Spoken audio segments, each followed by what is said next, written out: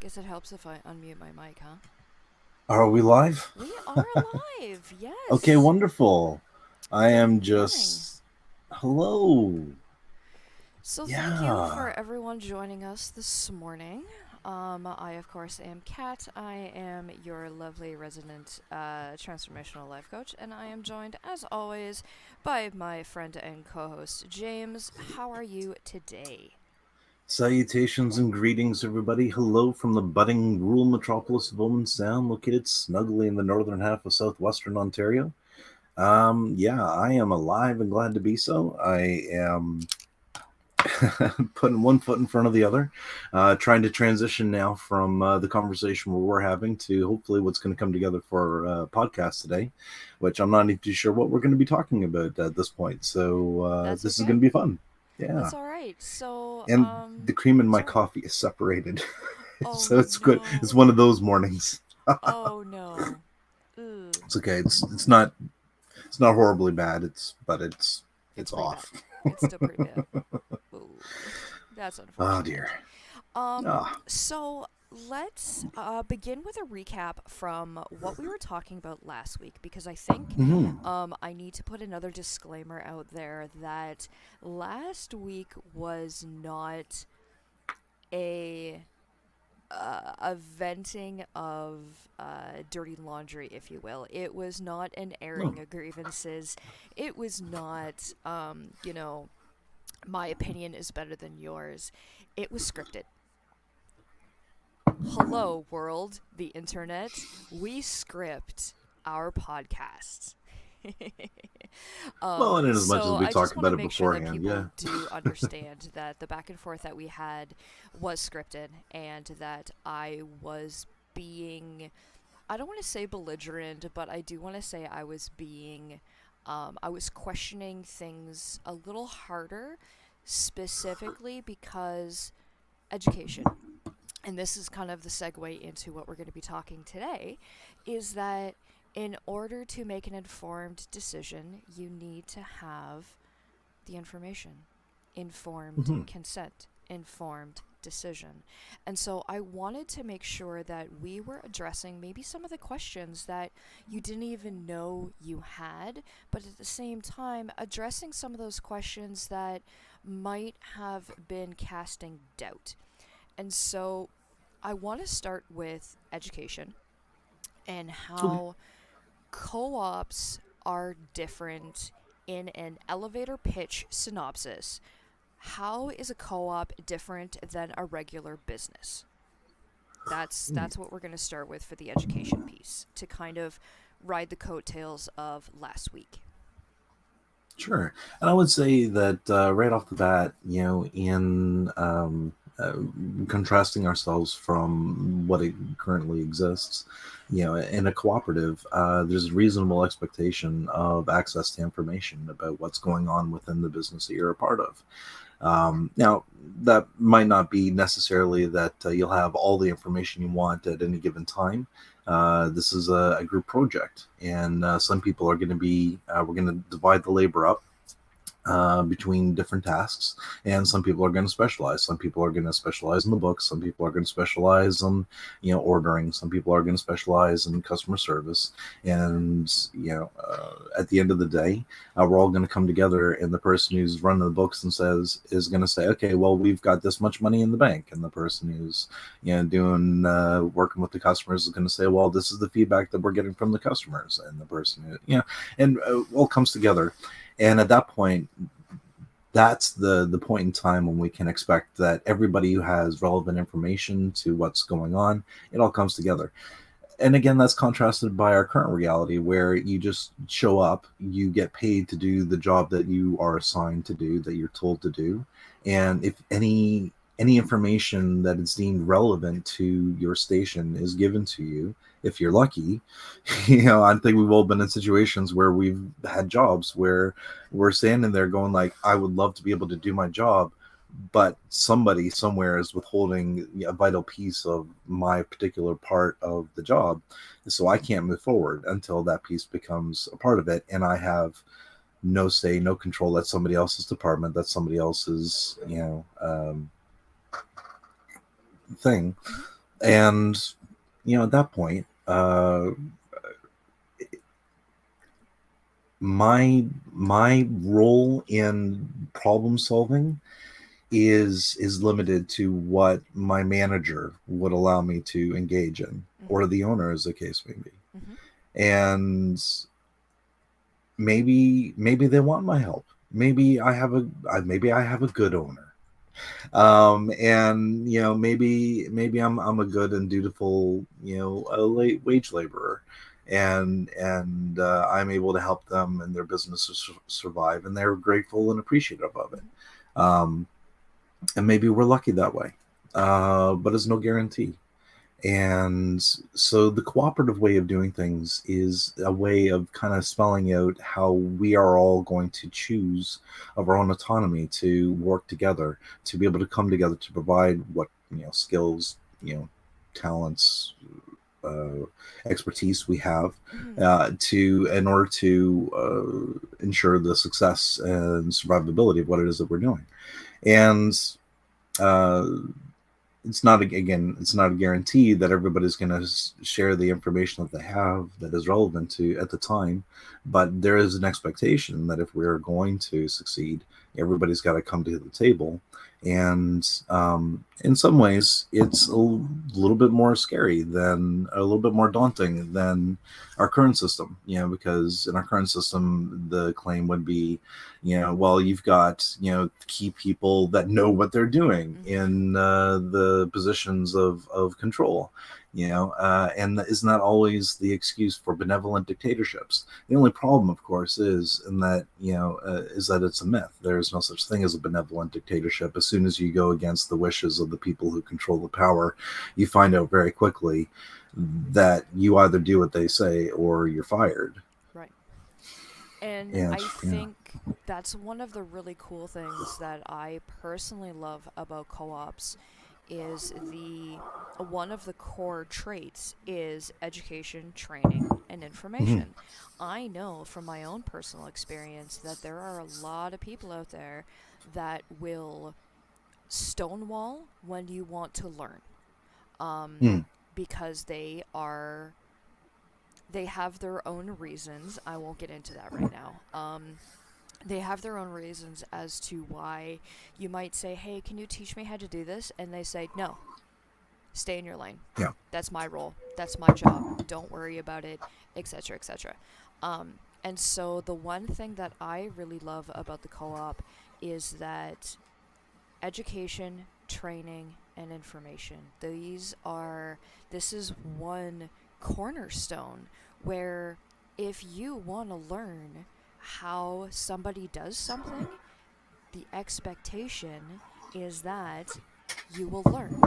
Will you Mm-hmm. take over that job? Maybe not. But you do have the freedom of information. You can go to the bookkeeper, if you will, and say, "Hey, can you teach me how to balance the books for Flagons and Dragons? Because I'm interested to know how this actually works." Absolutely, not a problem. Come hang Well. out with me for a day, and I will show you exactly the day in the life of Flagons and Dragons bookkeeper. You Mm-hmm. have access to that information. You have access to those tools and resources.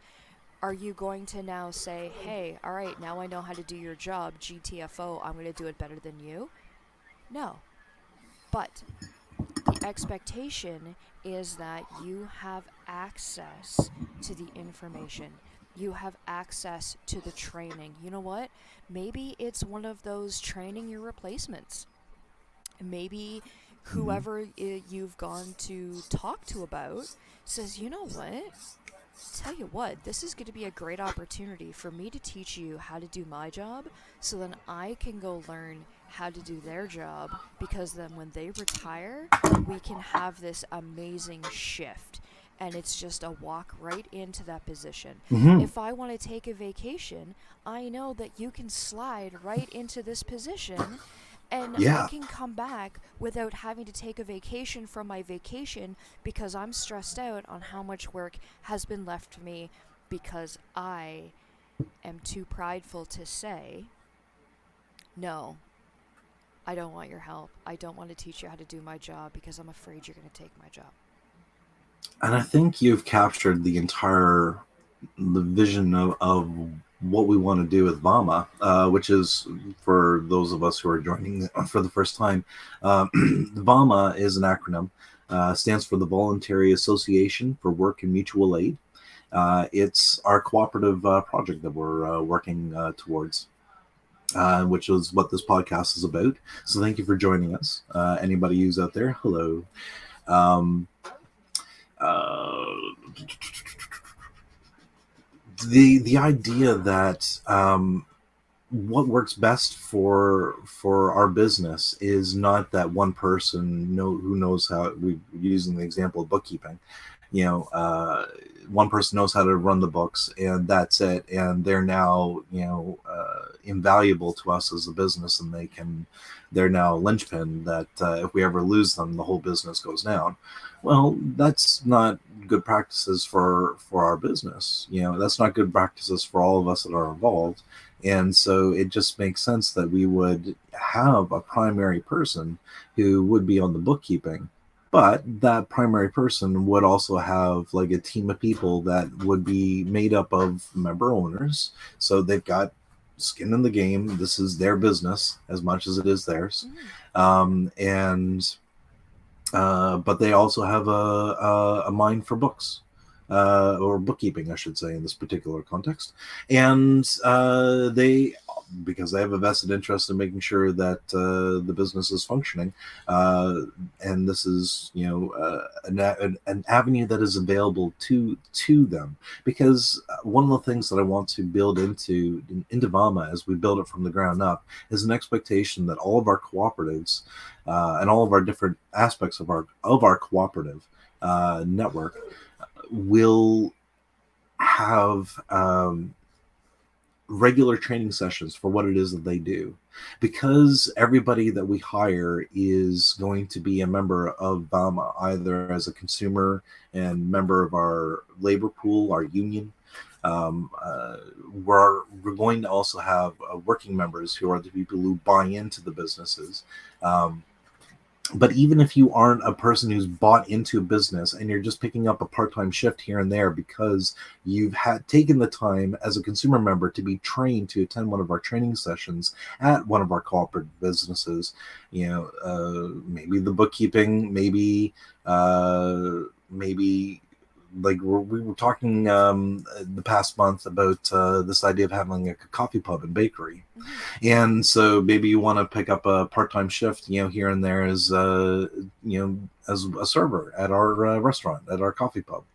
And okay, you don't want to work full time. You just want to have a bit of pocket change. And let's face it, our environment is going to be a great, wonderful working environment to work in my mind. And Come on. yeah, and absolutely. And and so, when that person comes to join into work, even if they don't buy in to become a full working member, buying in member of the coffee pub, they're just there once or twice a month, to pick up swing shifts, or the odd shift. They would still get patronage because they're a part of a part of VAWMA. They're a consumer member. By virtue of being a part of having to work for us, you have to be, at the very least, be a consumer member. And in doing so, not only do you get patronage for all the money you spend at our coffee pub, you would also get, again, patronage for working. Okay. People can work. We do training, and that's the point. That's the point I want to get back to. In that, when we set up our cooperatives, we would have this expectation that each cooperative would, at least once a quarter, if not more than once a quarter, maybe once a month, and maybe depending on how often, as often as we need to. If we have like a business where we have a lot of, I can't imagine why we would have turnover, but a lot of demand for labor. they can offer training on more than a regular occasion. But going back to what you said before, the reason why we want to do this is we want to have as many people trained up on how we can do these things as possible, so that the primary people who are doing this as a full-time job can go on a vacation for 2 weeks, and we're not left in the lurch. There's always somebody there that can take care of things, that can pick up the slack, that can do the bookkeeping, that can pick up a shift at the coffee pub, that can Yeah. bake the bread, that can clean the toilets, whatever it needs to be. And I was thinking about this. Tell me, and I'm just going to throw this out there. I'd be curious to hear your feedback. Uh-huh. One of the things that we could do, that we could build into our system, especially as we start to make money and we can afford to do things like this. We'll probably start very bare bones, but when we're up and functioning the way we could, it would make sense to me that each and every shift that we would have, uh, say, what do they call it? When somebody has like the pager and they're on call, we can have people on call Yep. for like and cover every single shift, so that um, in addition to when we all stand around and set our schedule, Mm-hmm. in addition to signing up for shifts that you would be working, you could also sign up for on-call shifts where you basically would be expected to be in town, be around, be 20 minutes away from work, and have a shower in the morning and be ready, so that if somebody doesn't show up for the shifts, you're the person we're calling to come in and fit in whichever role needs to be done. And if you don't come in, well, you'll still get an incentive. We'll incentivize people being on call. So, and maybe it's a quarter of whatever it is you would make in the over the course of the hour. So it's like you get paid for like an hour out of the four or something that you're covering. Unless you're called in which case you're paid for the entire shift. You get your proper wage. Um, but if you're just sitting at home, like playing video games, in case you get the call to come in, um, you would get paid a little bit, or maybe you get a quarter patronage share. I don't know. That's something we can work out as a group, as a community, as we come together and start hammering this out. But I think I've kind of cast enough out there. Do you feel like you've got the idea? I Do you have any do. questions? Okay. Um, I personally have never been a fan of on call. Okay. As someone who has worked part time, full time, celery, though, yes, I'm aware I just said that wrong. That's part of my joke. Um, I Salary. salary. Gotcha. Yes, it is salary. I have never been a fan of on call. Because if you are salary, you are on call. Um, Mm, and I have always been of the opinion that if I was available to work today, I would have picked up a shift. We are entitled to, like, we choose our schedule, we work our yeah. schedule, and if, I am off, or if I'm going to be willing to be on call, why don't I just pick up a shift that day? Right. If I am salary, that's different because you are expected to be on call. So, my personal opinion, and this is an IMHO level, um, if I'm hourly, my time off is my time. I might be on call because a week ago, when I agreed to be on call next Tuesday, I didn't have anything planned. Tuesday rolls Right. around, and suddenly my kid's got to go to the doctor, or I've broken a tooth, or I've broken my ankle. My mom's had a heart attack. Life is gonna life. And But yeah. Sorry. Continue. mm, and so I'm it's flagging that though. very Let good. me don't. Yeah. And so life is gonna life. And so I understand that life is also gonna life for people on shift, but right, that is where, as a salary associate, you are expected to fill those gaps. Right. Okay. But again, and this is where we can set up our business however we want to set it up, right? Right. And so, I so am what going to I'm respectfully cut proposing. you off for a second because we do have Oh, a sure. statement in chat. Oh, we Um, do. from I don't have chat. Sarcasticron. They say some people can choose whether or not they want to be on call. Some people might want extra shifts. Yeah, yeah. Which is kind of where I was going to go with that idea. Is that like I don't want to make it so that anybody is obligated to take on an on-call shift. Mm-hmm. I do want to incentivize it so that if somebody chooses to take an on-call shift, they get something for it in the event that they're never called in for a shift. You Okay, know, so to be that and guy, so it's voluntary. because that's Yeah. my role, Mhm. um, I'm going to take every on call shift available, but when I'm needed, I'm not going to show up. Okay, so okay, great. So this would then bring into question and discussion what we can do as a cooperative in terms of disciplinary action. Because it's inevitable, and it's one of the questions that does come up. What do you do when it comes to discipline within a cooperative? Because essentially, this is an agreement that we're all agreeing to cooperate according to certain criteria. We're all agreeing to play by the same rules, Mm-hmm. and when an individual decides that they're no longer going to play according to those rules, what do we do? And in a simple case like that, what I'm familiar with, there's one cooperative that I've studied. It was a taxi company, Mm-hmm. a taxi cab cooperative in, I think it was Ohio or Pennsylvania or some place in like the this part of the states. Mm. Pretty close by to Ontario is what I remember thinking at the time. And for their examples, it was like, somebody signed up for a shift but didn't show up for a shift, and so they had to call in somebody else to cover that shift. That's right. Um, uh, in a situation like that, the person was fined, and then they would be obligated to pay that fine over the course of a year. So then that fine would be broken down all into like 52-week chunks, or whatever the 52 half of 52 is. Right. Um, the 26 week chunks, and then it would be siphon off their paycheck based on the fine.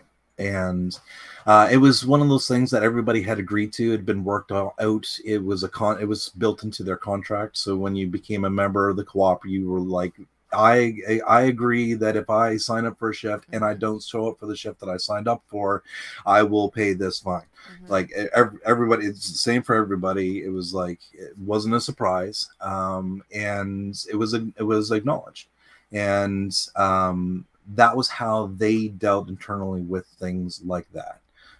For worse things, like if you break the law, you get you get yeeted, Right. yeah, and you go to jail. I mean, and that's kind of outside of our hands at that point. So don't break the law. You're fine. Yeah. Sorry, did I answer the question? Almost. So, Okay. what do you do if. So, what is the fine line between. Alright, so I'm going to sign up for 3 on call shifts a week, Monday, Wednesday, Friday. And I am Yep. going to work 2 8-hour shifts on Tuesdays and Thursdays. Okay, cool. So, I am now scheduled for 16 hours and I am on call Monday, Wednesday, Friday. Hmm. Monday, I get a call saying, hey, we need you to come in. And I say, you know what? I can't because I'm out of town. Okay, no problem. Okay, Wednesday, I'm but called. Right. Wednesday, I'm called, hey, we need you to come in. Okay, no problem. Friday, I'm called. Sorry, I can't. I'm shopping with my daughter for a grad dress. So 2 out of mhm. 3, I couldn't do because life's gonna life. Yep. And But that one in between, I showed up for. So Sure. where do you draw the line of air quotes disciplinary action, or do you limit? Hey, you know what? You showed up 2 out of 3. Sorry about your, or you didn't show up 2 out of 3. Sorry about your Hmm. luck. You're not able to do any more on calls. Well, that's not fair because I showed up for that one. But I mean, like in a scenario as you painted, Yeah. I would say yes, but you 2/3 of that you did not. And again, we can set it up so that if we have somebody who habitually signs up for shifts that they do not show up for, Mm-hmm. we can have some sort of like disciplinary intervention that involves like the board of directors or a subcommittee that is made up of worker members. But the thing that I want to emphasize is that we're trying to build, a bit of uh, a different thing here, and that you know I feel like this is the approach that we're kind of taking here, though practical, is really the kind of approach that I think is sort of like typical that we would see in sort of like a hierarchical sort of like structured society, and which, I mean, if it works, it works. I think it doesn't always work, and so we can do something cooperatively, and if because remember we're also dealing with like co-owners, and I think for a lot of us that's going to take some transition to like thinking like owners, because so many of us, we've been, for lack of a better term, I know my friend is going to give me crap for this, but I'm going to use it anyways. We've been wage slaves, where we haven't had to have the concerns of what owners are concerned about. And so part of, and this goes back to the education thing, part of being a member of VAWMA will be educating ourselves about what it means to be an owner and all that great stuff. So that when we say we're picking on a shift, we have to understand, I'm not just extracting more money from the company. Ha ha ha ha. They're paying me to sit at home and play video games. And one flag I want to address before we move on. Yes. Part of the requisite for taking on one of these shifts will be that you have to be available. You can't leave town. So the whole point of you taking on the shift is like so that in the event that somebody who is going to be at that shift today, their child gets sick and they can't show up, we have somebody that we can call last minute to say, hey, we need somebody to come in and fill this position. You're on call, and they're like, okay, great. And I'm like 20 minutes away. I'll be in as soon as I can. And that's the intention. So anyway, if you're not available because you left town because while you took that shift, the cover shift, uh, then you're breaking the terms of service, for lack of a better term. Mm-hmm. You're breaking the contract. You're breaking the agreement. Yep. You're not doing what you said you would do. And with that, there would be that penalty. And that would be, again, prearranged, no surprises. We're not going to spring this on you. It's something we all agree to because these are the rules that we're going to agree and cooperate at. But again, if we think of ourselves as owners, if we think like this is my business and I want this business to succeed because when this business succeeds, I succeed. And if this business doesn't succeed, the place that pays my bills is going to go away and I'm going to have to go back to being a wage slave again. I don't want that. So, I want this to succeed. Mm-hmm. That's my mentality. At any rate, I would certainly hope it would be the mentality of everyone who wants to buy in. And because there's skin in the game, there's a financial incentive for them, for everybody, to who's bought in to ensure that this is working. And we just want to spell out again, what the what's the term, uh, what the rules are for everybody, so that Right. nobody is being surprised. Got it. Yeah. So like the EULA of a co-op. Hmm. The terms and conditions. Exactly. So Exactly. then that actually is a good way to segue into the next pillar, which is open and voluntary membership. Hmm. So it it's not necessary. Well, it is. It's very black and white whether you are a member of VAWMA or not. You Yes, are. very true. It's very open. If you want to be an open member of VAWMA, we do not say you can't.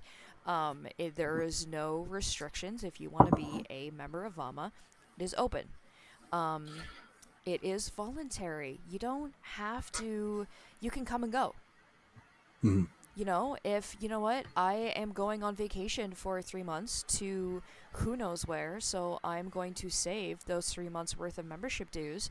For those 3 months, I'm not going to get my benefits from co op.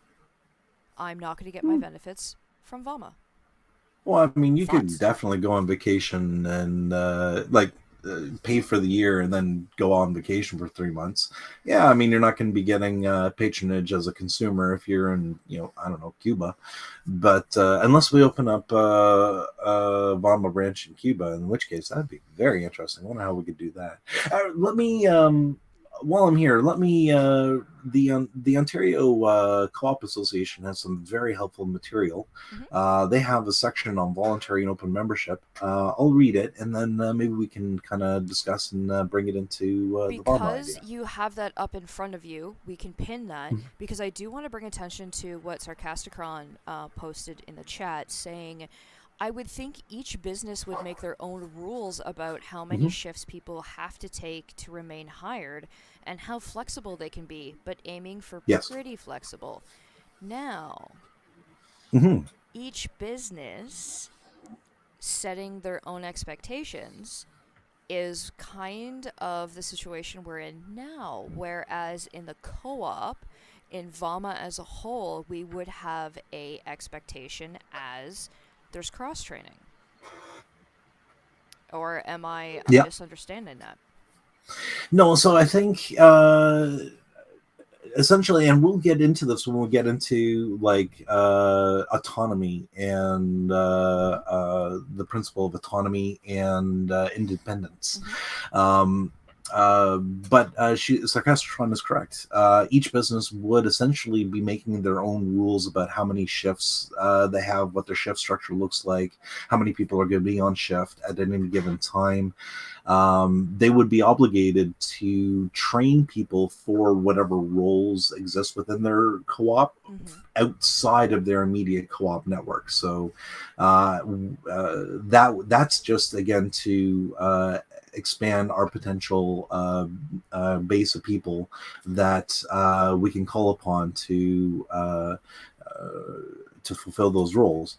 Now, as I say that, I can conceive of situations where, let's say we have, let's say, we're established. We have several businesses in our cooperative network, and we've decided to expand now into something a little bit bigger, something we've never done before. We're going to open up an engineering firm, Mm-hmm. and we're going to have a VAWMA an engineering course, civil engineers. We'll build things. Mm-hmm. For money. Hire our firm. We'll build your stuff. We'll make it happen.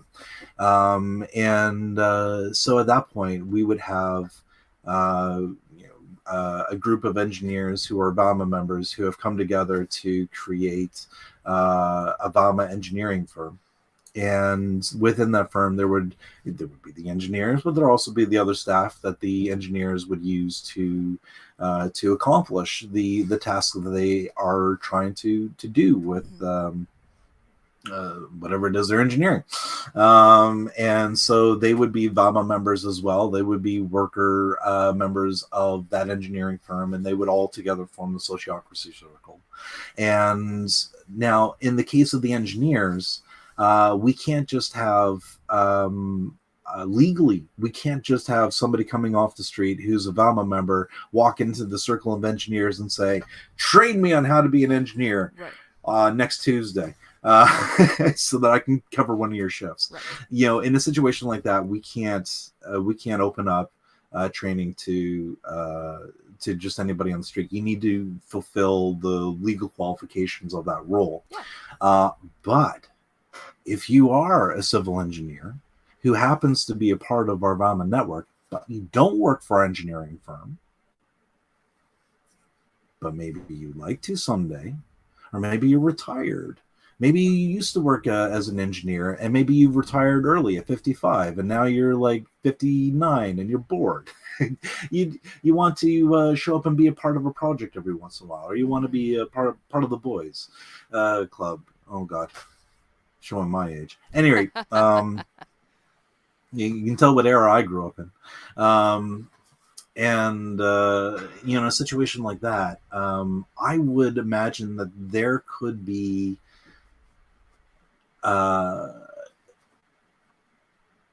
a situation where the VAWMA engineering firm would at least once a year open up their firm to expand, to have more engineers, to potentially be part of to expand and to grow, or as they have needs, sort of thing.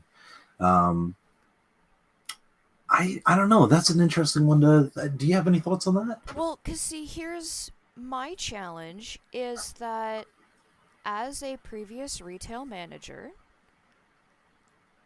that's the way that retail rolls now. Is that every business has the rules of how many shifts people need to take to remain hired and how flexible they can be. Mhm. So, in the unnamed company that I used to work for, you had 3 sick days in a 6 month rolling period. Yeah. Unless you could prove documentation, or then you went through our absentee program, which then decided yes, you have long term absence, yes, you're allowed this. They had the business that decided no, this is approved, this is not approved. You Sure. had the agreement of yes, this is how many hours I need to work in order to stay hired. This is how many shifts I need to work in order to maintain my job. We were Hmm. very flexible. Hmm. So, how is VAWMA different than businesses right now? So essentially, we get to decide how flexible we are in that regard. Like the question is like it's not the Waltons deciding how generous they're going to be with their employees. It's like how are we going to decide amongst ourselves, how we're going to do this. Maybe the Waltons have figured out some best practices in that regard, like having sick days. Maybe they figured out ways that we can do things that maybe we can adopt, and maybe we can amend, so that it's better. Maybe we can have, instead of 3 sick days for every person, we could have an entire week's worth of sick days, and we don't make the person and go and get a doctor's appointment for every single day that we're sick. Well, and that's where We the can Ministry of determine. Labor comes Yeah. in, is that the Ministry of Labor has decided, above and beyond what companies state, this is the minimum of what companies need to do. So, Hmm. most recently, the Ministry of Labor stated that you are able to have 10 sick days per year. Hmm. They're not paid, but you're still able to have 10 sick days per year without risk of losing your job. Right. So I feel like this is where uh Sarcasticron also posted I just saw that too. VAWMA would have some basic standards though. Example, you can't fire someone just because you didn't think to hire enough people and their kid got sick. That's not what we're Yeah. saying. Um right now, to Sarcasticron's point, if I am reading this properly, is that VAWMA as a whole, as a co op, is running the same as any other business, other than you have one owner versus 10. Or 100 in our Right. case, maybe even 1,000. Because we're going to have community members, consumer members, and we're going to have working members. And we might even have producer members. Who knows? I conceive a vehicle for that happening within VAWMA as well. But I won't open that kettle of fish right at the moment. Hold on. Sarcastron said, VAWMA minimum would be more flexible than usual. At least there would never be some CEO in Toronto saying you aren't allowed to switch your shift with someone who's already agreed to take it. Yeah. And I think, this kind of goes back to what we were talking about, I think, maybe 20 or so minutes ago, where we would have shifts. We would have specifically people who are picking up the, what's it called? Not the swing shift, the On-call? On-call, thank you. People who would be on call. Specifically, in a situation like this where if somebody is sick, we're going to make sure that they get paid for their shift that they're sick for, because we'll have sick pay. B, we're going to make sure that we've got somebody on call so that we can call in somebody so that we're not short a person staffing on that particular day. And C, we're going to make sure even if that person that's on call can't make it for whatever reason, we've got a network of people within our network that we can send an emergency text out to saying, hey, we're down 2 people or down 1 person in the kitchen. You all have the role. Does anybody want to pick up is anybody available to pick up an emergency shift? And it increases the likelihood. It doesn't guarantee, but it increases the likelihood that we can fulfill that position so that we can serve our customers and maintain a level of excellence that our customers will hopefully come to expect and experience. Yeah. I think I completed a thought. Did you? You I kind of don't had know. like a little bit of an aha question mark? Well, it was kind of like I think the aha question mark is that I came to an end of a thought. I'm like, oh wow, an actual end of a thought, a conclusion. That doesn't happen to me very often. It's because most of my thoughts are usually interconnected to the next thought, to the next thought, to the next thought, to the next thought. And, right. So. So to pick up where you left off, you were going to read the Ontario Co-op regulation about attendance? Oh, sorry. Voluntary and open membership. So cooperatives are voluntary organizations open to all persons able to use their services and willing to accept the responsibilities of membership without gender, social, racial, political, or religious discrimination. And I think that's very important. That's a good overview. In order to enshrine these principles in the practical governance and operations, a co-op may choose to put into its bylaws language that indicates that membership in these co-ops is open and inclusive, and that no one will be discriminated against as a result of their gender, race, social status, or religion. Co-ops may also make the topic of open membership part of the discussion they have when they form the co-op. This can include determining what an appropriate share and investment structure would be the most inclusive for the purposes that the co-op is organizing for. Does that make sense to everybody? Yeah. Wonderful. So let's break that down then a little bit. Because I think about how this is going to apply to co-ops in general. There's now, to my knowledge, there are actually a couple of different kinds of co-ops out there. There's open membership co-ops and there's closed membership co-ops. Correct. In both cases, anybody who makes an application to join a cooperative has to, their application has to be approved by the board of directors. So one of the things that we would do within VAWMA, and one of the ways that I would like to organize us is that we would meet, we would have consistent general meetings, at least once a quarter. All of the VAWMA businesses and all the VAWMA membership will be able to get together. We'd have quorum, we'd have an opportunity to kind of lift up the hood of our car, look underneath, do a little tune up of whatever needs to be tuned up, get rid of what's broken, replace what needs fixing, and get our little root and tootin' little business up and running nice and good. And during those times, that would be when people who are making application to join would have the application presented to the board of directors. And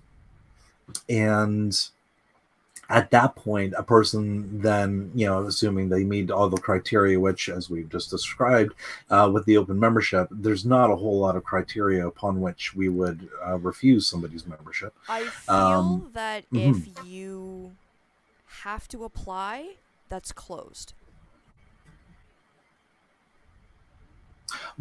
Closed in this particular context is like we limit who can apply.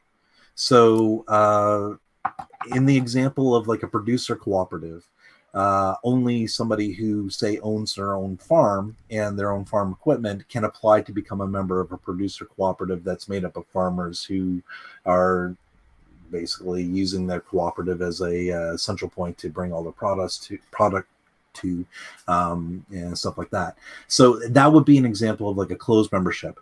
I, as a non-farmer, couldn't just go up and join or make application. I can make application to join, but they would look at me and say, "Well, you're not a farmer, so sorry." That would be a closed membership cooperative. Whereas open membership would be kind of like the mountain equipment co-op, where anybody who goes and buys anything at the mountain equipment co-op has the option to join and becoming a member, and in doing so they could potentially receive patronage. Okay. So at that point, it's just a member of, you have to sign up. It's kind of like getting a credit card. You got to put down your personal information. You agree to certain terms and conditions, of which will be everything we've talked about before, where you'll have the obligation as a member to be part of our meetings, one member, one vote, that sort of thing. And it'll all be all the fine paperwork that somebody at a cashier at one of our VAWMA stores will basically walk you through. It's like, "Hi, would you like to become a member of VAWMA?" Paperwork. Okay. Pen, pencil. Right. And in doing so, and like one of the things that I would love to be able to offer our members is perks for membership, so we can give our members discounts.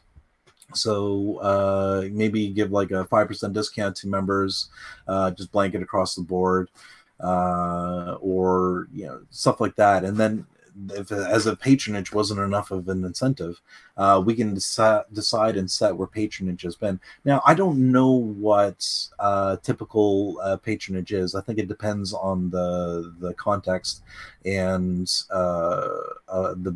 what it is that each business is doing. I've been thinking, with the coffee pub in mind, it would be reasonable as a consumer member to expect that I would get a share for, say, every $50 that I spend at the coffee pub. Thinking of it like Tim Hortons sort of reward thing, only instead of roll up the rim where you get a coffee or a day old pastry, you get money back at the end of the year if we made a profit, which. That's not bad. So then, how does because the open voluntary membership, so we've covered the open portion of it where, basically anybody and their brother, as long as you're not currently in prison or, on the docket to go to prison, can join said co-op. How does the voluntary portion fit in? Because that's where it's kind of one of those, you're a member or you're not. But it's also like opt-in. Like, no one's gonna now. I would say for me, just thinking off the top of my head, we would have like as a member of VAWMA, everybody starts out as a consumer member, so everybody is on the hook for the consumer member dues, which I've been proposing $300 a year. That's $25 a month, and we would give them the option. You can either pay the yearly fee up front, and you're good for the year, or you can pay monthly. 25 starting now, $25 now, and you're now a member. And just make sure you just keep paying, your dues until you're for the year. Sure. And we can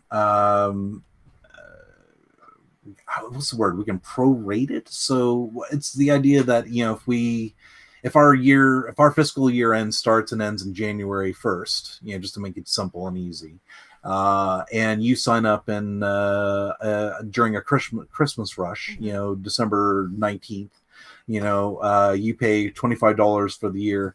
You'll owe $25 to the year end, and then starting in January 1st, the next year, you would be $300 for the year, or whatever is left, sort of thing, in the year. What do you think about that?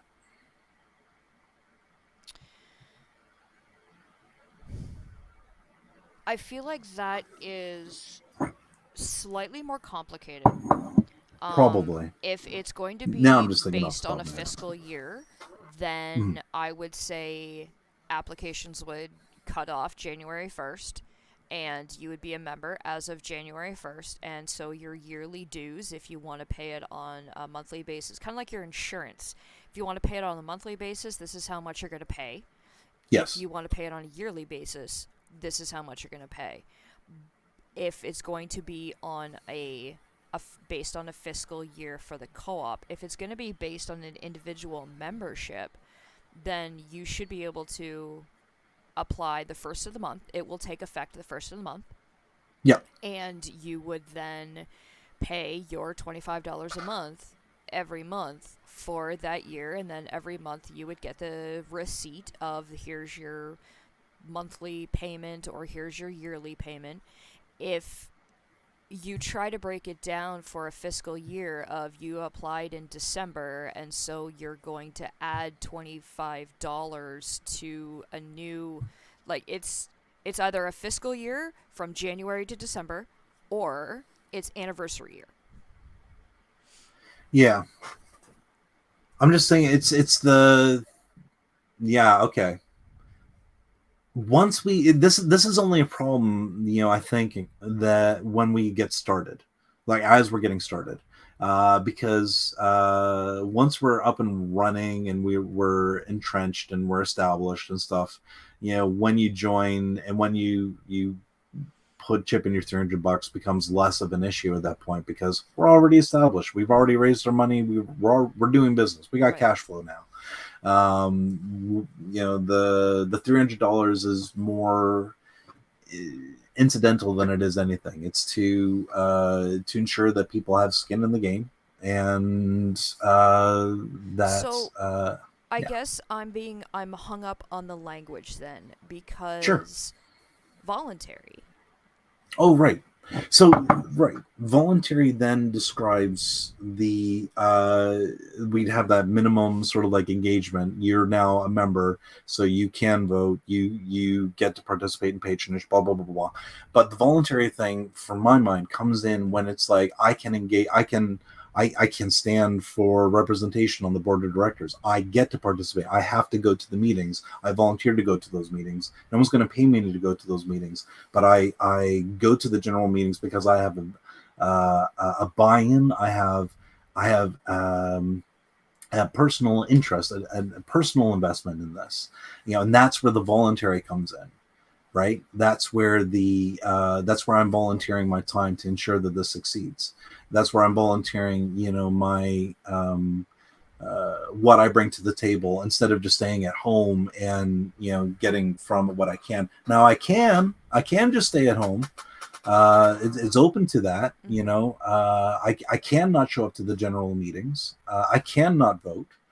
And I will still receive patronage if I work, and I will still receive patronage if I buy stuff. Mm-hmm. But it's no one's going to force me to. That's also where the voluntary thing comes in.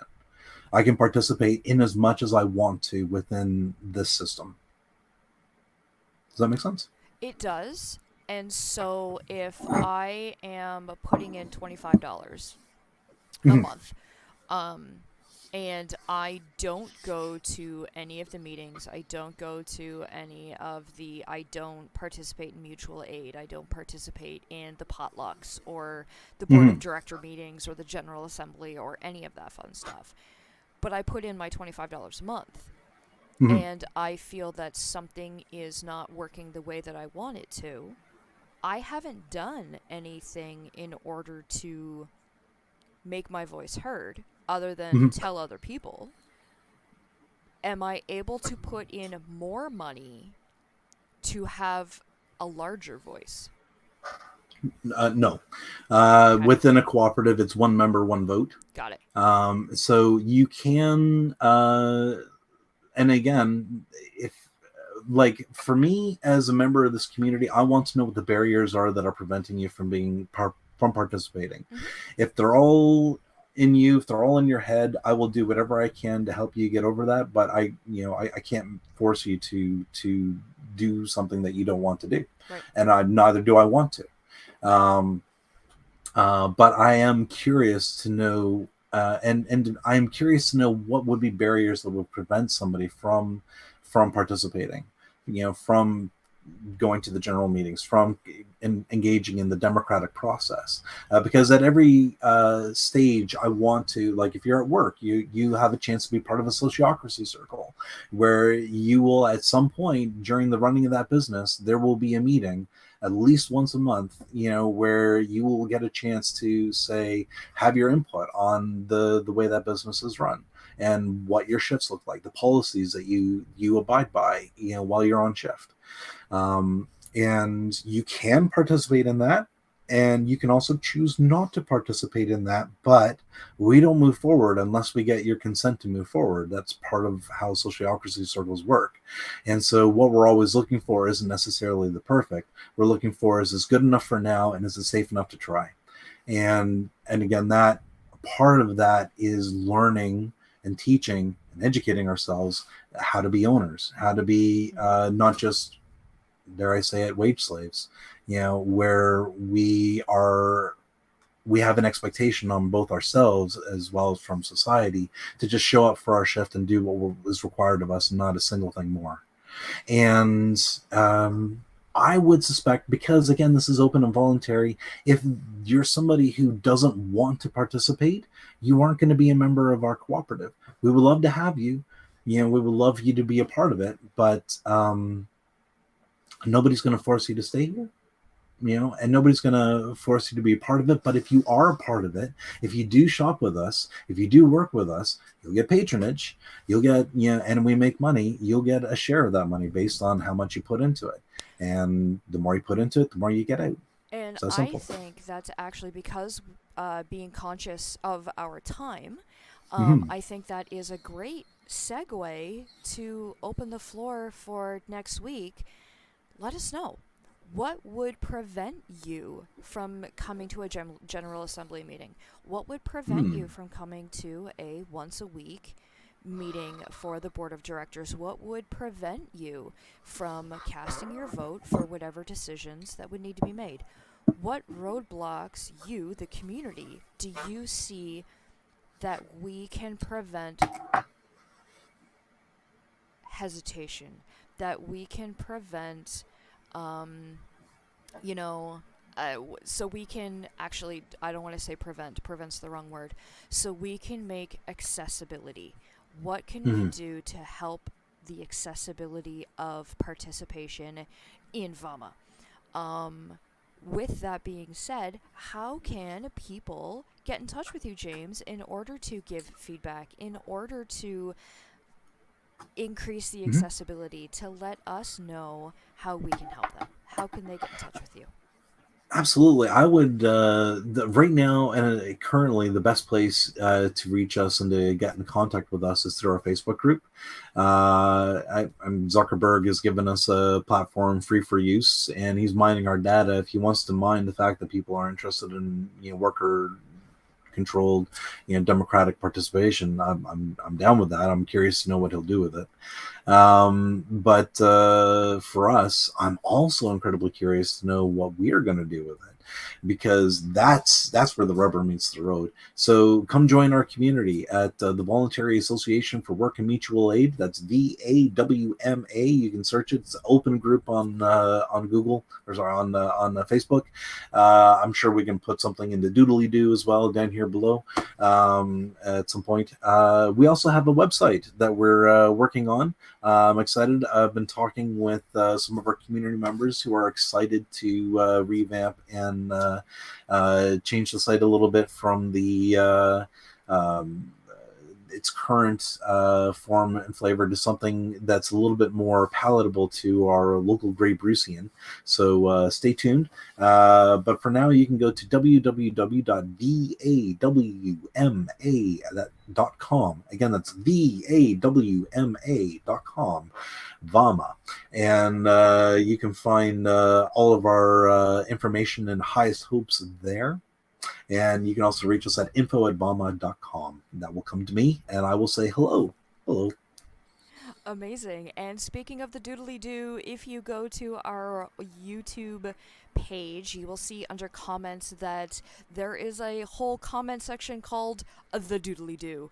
And I have put all of the links that we have spoken about over the last few weeks in there. I have put links to Perfect. the guest speakers that we have had previously, as well Oh, as the wonderful. link to our Discord, our Facebook, and the direct email to VAWMA specifically. Um, is there anything else you would like to add before I send us off? Kat, if I were to take the help action, how would you roll with advantage to promote your business? I am a transformational life coach, and with executive coaching experience, and what I do is I help you find your true authenticity. I help you find your purpose in life. Why were you meant to do while you were been placed on this planet? How can I help you help yourself? And I help you eliminate all those limiting decisions, all those negative emotions, and all those limiting beliefs that were imprinted on you when you were a child. If you were to look at your 7-year-old self and tell yourself now what you wanted to be when you grew up, what would you tell yourself? And those are the questions that we have. Those are the questions that we answer. And I help you live with advantage. Awesome. Have a great day, James. Have a great day, my friends. And again, if you have any questions or any feedback, hit us up on the doodly doo, and maybe we can Don't talk about it forget, next week. you're awesome. Takes one to know one.